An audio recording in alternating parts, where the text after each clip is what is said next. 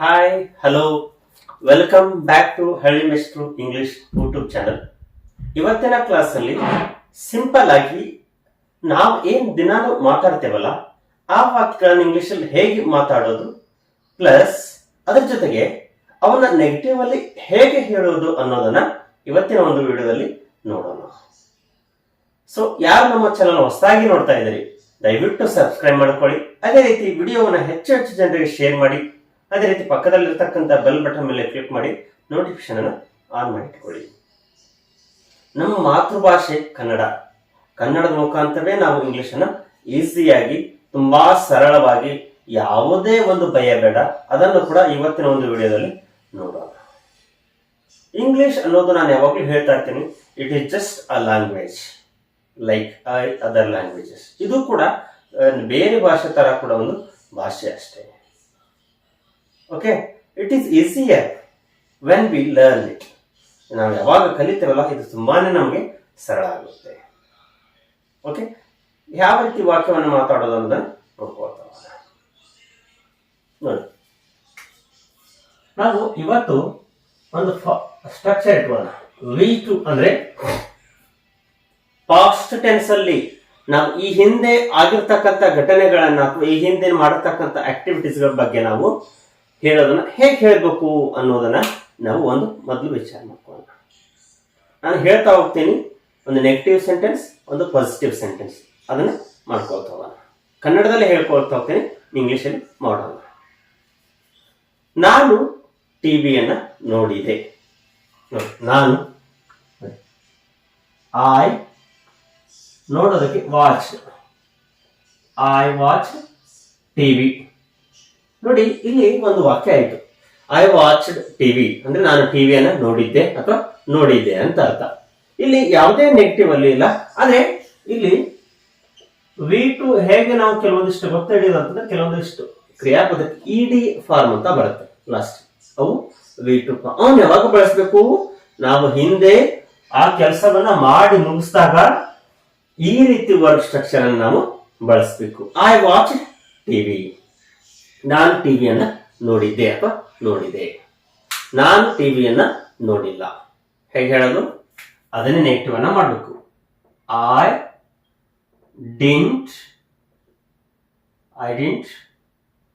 Watch TV, ನಾನು ಟಿವಿಯನ್ನ ನೋಡಿಲ್ಲ. ನೋಡಿ, ಸಿಂಪಲ್ ಆಗಿ positive sentence, negative sentence. Okay, next ಒಳಗ ವಿ ಅಂದ್ರೆ ನಾವು. ನಾವು ಓದಿದೆವು, ನಾವು ಓದಿದ್ದೆವು. ಓಕೆ, ವಿ ರೆಡ್ ಬುಕ್ಸ್, ನಾವು ಪುಸ್ತಕವನ್ನ ಓದಿದ್ವಿ ಅಥವಾ ಓದಿದೆವು ಅಂತ ಹೇಳ್ತೇವೆ. ಇದು ಪಾಸಿಟಿವ್ ಸೆಂಟೆನ್ಸ್. ಅದೇ ಹಿಂದೆ ಕೆಲಸ ಆಗೋಗಿದೆ. ಇವತ್ತು ಇದ್ರ ಬಗ್ಗೆ ಅಷ್ಟೇ ನಾವು ಏನಂತಂದ್ರೆ ಮಾತಾಡೋದು, ಹೇಗೆ ವಾಕ್ಯವನ್ನು ಮಾಡೋದನ್ನ ನೋಡೋಣ. ಅದನ್ನೇ ನೆಗೆಟಿವ್ಸ್. ನಾವು ಪುಸ್ತಕವನ್ನ ಓದಿಲ್ಲ. We did not read. Just state, we did not read books. ನಾವು ಪುಸ್ತಕವನ್ನ ಓದಿಲ್ಲ. ನಾನು ಹಣ್ಣನ್ನು ತಿಂದೆನು. ನಾನು ಬಾಳೆಹಣ್ಣನ್ನು ತಿಂದೆ. ನೋಡಿ, ಐ ಏಟ್ ಅ ಬನಾನಾ. ನಾನು ಬಾಳೆಹಣ್ಣನ್ನ ತಿಂದೆ. ನಾನು ಬಾಳೆಹಣ್ಣನ್ನ ತಿಂದಿದ್ದಿಲ್ಲ ಅಥವಾ ತಿಂದಿಲ್ಲ. ನೋಡಿ, ನೀವು ಹೇಳಿ ಐ ಏನ್ ಮಾಡುತ್ತೆ? ಡಿಂಟ್.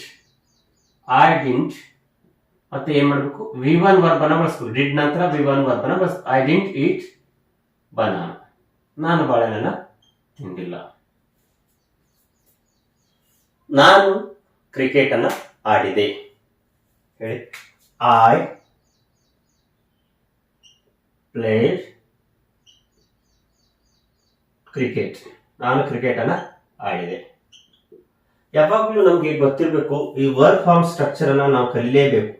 ಎಷ್ಟು ಸಾಧ್ಯ ಆಗುತ್ತಲ್ಲ ಅಷ್ಟು ವರ್ಬ್ ಮಿನಿಮಮ್ 500 ಅನ್ನ ಕಲಿಲೇಬೇಕು ನಾವು ಮಾತಾಡ್ಲಿಕ್ಕೆ. ಐ ಪ್ಲೇಡ್ ಕ್ರಿಕೆಟ್, ನಾನು ಕ್ರಿಕೆಟ್ ಅನ್ನ ಆಡಿದ್ದೆ. ನಾನು ಕ್ರಿಕೆಟ್ ಅನ್ನ ಆಡಿದ್ದಿಲ್ಲ ಅಥವಾ ಆಡಿಲ್ಲ. I didn't play cricket. I didn't play cricket. ಅವಳು ಶಾಲೆಗೆ ಹೋಗಿದ್ಲು. She went to school. She went to school. ಅವಳು ಶಾಲೆಗೆ ಹೋಗಿದ್ದಿಲ್ಲ.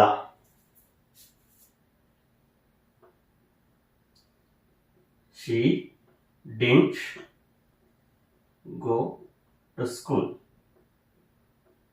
She didn't go to school. ಅವರು ಮನೆಗೆ ಬಂದಿದ್ರು. They came home. ಯಾವಾಗಲೂ ಪಾಸ್ಟ್ ಅಲ್ಲಿ ಹೇಳ್ಬೇಕಾದ್ರೆ ವಿ ಟು ವರ್ಬ್ ಅನ್ನು ನಾವು ಬಳಸಬೇಕು. ಅವರು ಮನೆಗೆ ಬಂದಿದ್ದಿಲ್ಲ ಅಥವಾ ಬಂದಿಲ್ಲ. They didn't come home. They didn't come home. ಅವಳು ಮಲಗಿದ್ದು.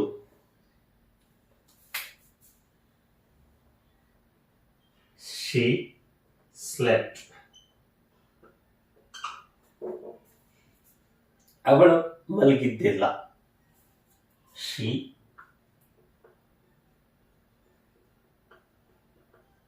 Didn't sleep. She didn't sleep. ಮತ್ತೆ ಅವಳ ಕಸವನ್ನು ಗೂಡಿಸಿದಳು. She swept. ಅಂದ್ರೆ ಅವಳು ಕಸವನ್ನ ಗೂಡಿಸಿದ್ಲು ಅಂತ. She swept the room. ಆ ರೂಮಿನ ಕಸವನ್ನ ಗೂಡಿಸಿದ್ರು ಅಂತ. ಅವಳು ಕಸವನ್ನ ಗೂಡಿಸಿದ್ದಿಲ್ಲ. ಶಿ ಡಿಂಟ್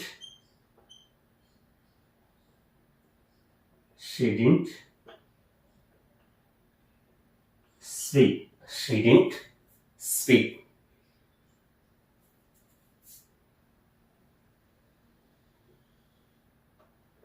ನಾನು ಊಟ ಮಾಡಿದ್ದೆ. I had my lunch. ನಾನು ಊಟವನ್ನ ಮಾಡಿದ್ದೆ. ನಾನು ಊಟವನ್ನ ಮಾಡಿಲ್ಲ. I didn't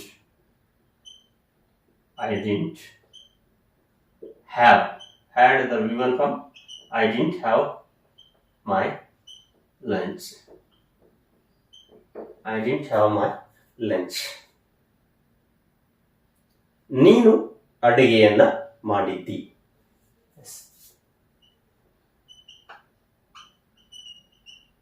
You cooked. ನೀನು ಅಡುಗೆಯನ್ನ ಮಾಡಿದ್ದಿ. ನೀನು ಅಡುಗೆಯನ್ನ ಮಾಡಿರಲಿಲ್ಲ.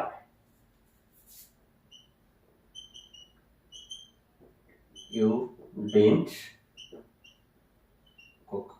ನಾವು ಮಾತಾಡ್ತಿರ್ತೇವೆ ಕನ್ನಡದಲ್ಲಿ ವಾಕ್ಯಗಳನ್ನ, ಆದರೆ ನಮಗೆ ಗೊತ್ತಿರೋದಿಲ್ಲ ಯಾವ ರೀತಿ ಅದನ್ನ ಮಾತಾಡಬೇಕು, ಹೇಗೆ ಮಾತಾಡಬೇಕು ಅನ್ನೋದನ್ನ. ಸೊ ಇವತ್ತು ಏನಂತಂದ್ರೆ ಆ ಒಂದು ವಾಕ್ಯ ಹೇಗೆ ಮಾತಾಡಬೇಕು, ಪ್ಲಸ್ ನನ್ನ ಕೆಲಸವನ್ನ ಮಾಡಿದ್ದಿಲ್ಲ ಅನ್ನೋದಕ್ಕೆ ಹೇಗೆ ಹೇಳಬೇಕು ಅನ್ನೋದನ್ನ ಒಂದೊಂದಾಗಿ ನೋಡ್ಕೊಳ್ತಾ ಹೋಗ್ತಾ ಇದ್ದೇವೆ. ಸೊ ಇದೇ ರೀತಿ ನೀವು ಕೂಡ ಪ್ರಾಕ್ಟೀಸ್ ಇಟ್ ಎವ್ರಿ ಡೇ.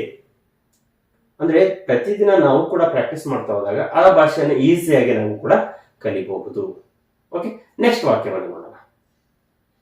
ನಾನು ದೇವಸ್ಥಾನಕ್ಕೆ ಹೋಗಿದ್ದೆ. ಎಸ್, ಐ ಹೋಗಿದ್ದೆ ಅನ್ನ. I went to temple. ನಾನು ದೇವಸ್ಥಾನಕ್ಕೆ ಹೋಗಿದ್ದಿಲ್ಲ. ಎಸ್, ಮತ್ತೇನ್ ಬರ್ಬೇಕು? ಐ ಬರ್ಬೇಕು. I didn't go to temple. I didn't go to temple. ನಾನು ಕೇಳಿದೆ. ಕೇಳಿದನಿಗೆ ಲಿಸನ್ ಅಂತ ಕರೀತಾರೆ. I listened. ಐ ಲಿಸನ್ಡ್, ನಾನು ಕೇಳಿದ್ದೆ. ನಾನು ಅದನ್ನ ಕೇಳಿರಲಿಲ್ಲ. S,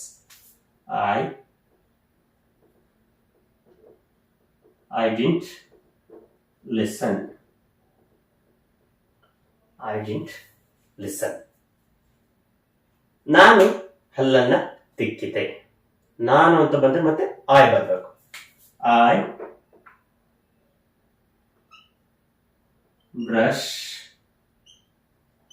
brushed my teeth. ನಾನು ಹಲ್ಲನ್ನು ತಿಕ್ಕಿದೆ. ನಾನು ಹಲ್ಲನ್ನ ತಿಕ್ಕಿದ್ದಿಲ್ಲ. Next I didn't brush. I didn't brush ಅಂದ್ರೆ ನಾನು ಹಲ್ಲನ್ನ ತಿಕ್ಕಿರ್ಲಿಲ್ಲ. ಓಕೆ, ನೆಕ್ಸ್ಟ್ ನೋಡ್ತಾ ಹೋಗೋಣ ಒಂದೊಂದಾಗಿ.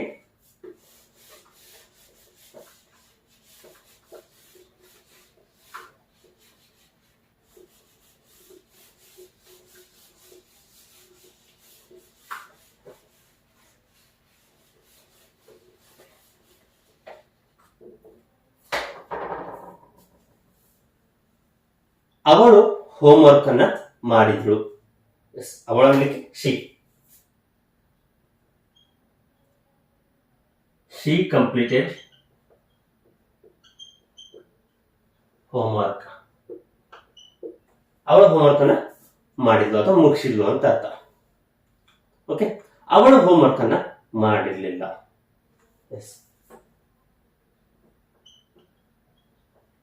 She didn't. ಇದನ್ನೇ ಏನ್ ಮಾಡಬೇಕು, ವಿವನ್ ಬರಬೇಕು. Complete homework. She didn't complete homework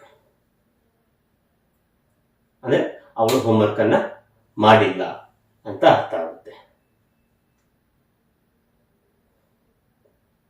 next ನೋಡಿ, ಅವನು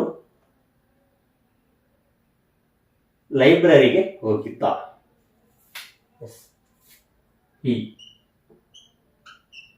He went to library. ಅಂದ್ರೆ ಅವನು ಲೈಬ್ರರಿಗೆ ಹೋಗಿದ್ದ.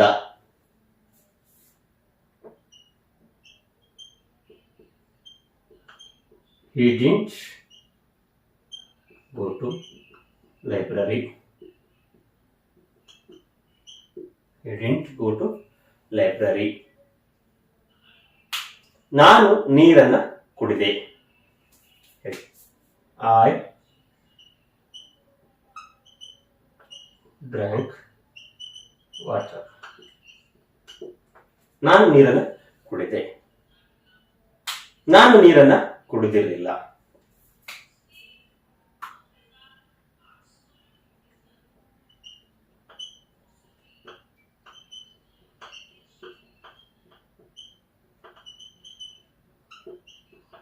ನೋಡಿ, ಈ ತರ ವಾಕ್ಯಗಳನ್ನ ನಾವು ಹೇಳ್ತಾ ಇರ್ತೀವಿ, ದಿನಾಲು ಪ್ರಾಕ್ಟೀಸ್ ಮಾಡ್ತಾ ಇರ್ತೀವಿ, ಮಾತಾಡ್ತಾ ಇರ್ತೀವಿ. ಅವುಗಳನ್ನ ಈ ರೀತಿ ನಾವು ಹೇಳ್ತಾ ಹೋಗ್ಬೇಕು. ಐ ಡಿಂಟ್ ಡ್ರಿಂಕ್ ವಾಟರ್ ಅಂದ್ರೆ ನಾವು ನೀರನ್ನ ಕುಡಿದಿರಲಿಲ್ಲ. ಓಕೆ, ನಾನು ಬಾಗಿಲನ್ನ ತೆಗೆದೆ. ನೋಡಿ, ಜಸ್ಟ್ ಹೇಳಿ, ಐ ಓಪನ್ಡ್ ಡೋರ್. ನಾನು ಬಾಗಿಲನ್ನ ತೆಗೆದೆ. ನಾನು ಬಾಗಿಲನ್ನ ತೆಗೆದಿದ್ದಿಲ್ಲ.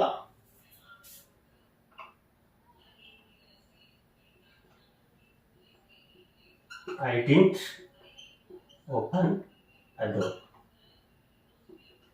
I didn't open a door. ನಾನು ಬಾಗಿಲನ್ನು ತೆಗೆದಿರಲಿಲ್ಲ. ಅವಳು ಬಟ್ಟೆಯನ್ನ ಕ್ಲೀನ್ ಮಾಡಿದ್ಲು.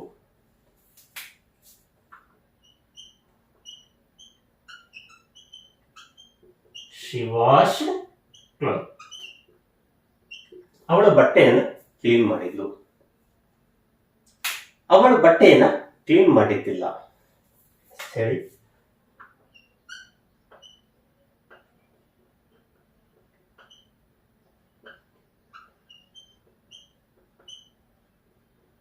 she didn't wash clothes. She didn't wash clothes ಅಂದ್ರೆ ಅವಳು ಬಟ್ಟೆಯನ್ನ ಒಗೆದಿರಲಿಲ್ಲ. ಈ ರೀತಿ ನಾವು ವಾಕ್ಯಗಳನ್ನ ಈಗ ನಾವು ಹೇಗೆ ದಿನಾಲು ಕನ್ನಡದಲ್ಲಿ ಮಾತಾಡ್ತೀವಲ್ಲ ಅವುಗಳನ್ನೇ ಇಂಗ್ಲಿಷಲ್ಲಿ ಮಾತಾಡ್ಕೊತ ಹೋದಾಗ ನಮಗೆ ಇಂಗ್ಲಿಷ್ ಅನ್ನೋದು ಇನ್ನೂ ಕೂಡ ಈಸಿ ಆಗುತ್ತೆ. ನಾನು ಒಂದು ಹೊಸ ಡ್ರೆಸ್ ಅನ್ನ ತಂದೆ.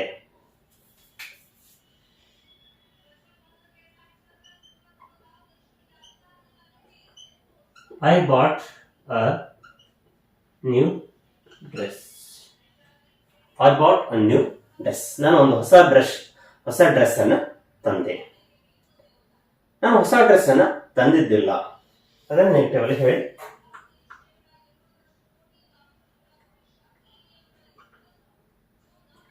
I didn't buy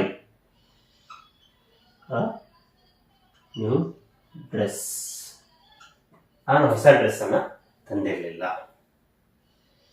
I didn't buy a new dress.